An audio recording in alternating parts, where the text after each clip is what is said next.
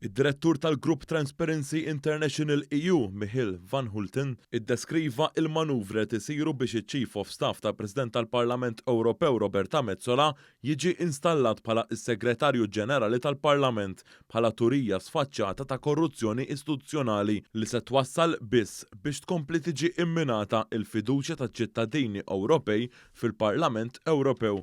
Il-Transparency International EU hija parti minn moviment globali kontra il-korruzzjoni. Van Hulten wissa l-eżudni tal-Parlament Ewropew fejn jitlu it-trasparenza u l-integrità tindika li hemm sitwazzjoni ta' riga li tot għal uħud u riga oħra li tot għal oħrajn. Huwa rrifera għal rapporti fil-medja Ewropej li żvelaw li l-buro li jmexxi il-Parlament Ewropew approva bla ħafna kliem ftehim sigriet biex iċ-Chief of Staff ta' Metsola, Alessandro Chiocchetti, jitpoġġa fl-aktar kariga li għandha saħħa amministrattiva fil-Parlament, dik ta' Segretarju Ġenerali. Bitpattija għal dan, il-ftehim sigriet jippremja lil gruppi politiċi li naqdu mal-Partit Popolari Ewropew biex iwittu it-triq għal ħatra ta' Chief of Staff ta' Metsola. Huma se jiġu ippremjati b'karigi għoljin permezz tal-ħolqien ta' Direttorat Ġenerali ġdid fil-Parlament Ewropew, direttorat li mhux magħruf x'inhi l-utilità tiegħu. Id-direttur tal-Grupp Transparency International EU fakkar li kuntrarju għall-appelli li jagħmel Parlament Ewropew stess fil-passat għal aktar trasparenza, ftit ilu il-Parlament ħareġ avviż ta' 6 linji għal pożizzjoni ta' Segretarju Ġenerali ġdid mingħajr ma inkluda rekwiżiti formali għal kariga.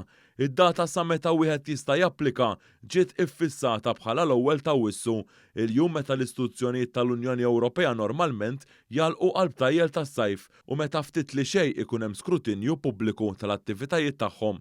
L-irwol ta' Segretarju Ġenerali ġie riklamat bħala li jitlob lil kandidati ikollhom skala li hija skala l-isfel minn dik tas-Segretarju Ġenerali preżenti u li kellhom dawk ta' qablu. Ġie rrappurtat li kien biss dan l-aħħar li Chief of Staff ta' Metsola ingħata promozzjoni għall-iskala li tippermettilu li jkun eligibbli. Id-direttur ta' Transparency International EU ilmenta li meta l-organizzazzjoni tiegħu dan l-aħħar għamlet studju dwar l-integrità u l-etika tal-istituzzjonijiet Ewropej, il-Parlament Ewropew kien l-unika istituzzjoni Ewropea mit-tlieta il-kbar li rrifjutat li tikkopera. Van Hulten stqar li Transparency International EU kienet ittamat li minħabba li Metsola tant tkellmet bil-qawwa kontra l-korruzzjoni fil-kuntest ta' Malta, l-affarijiet fil-Parlament Ewropew kienu se jkunu differenti malli ilaħqet President tiegħu.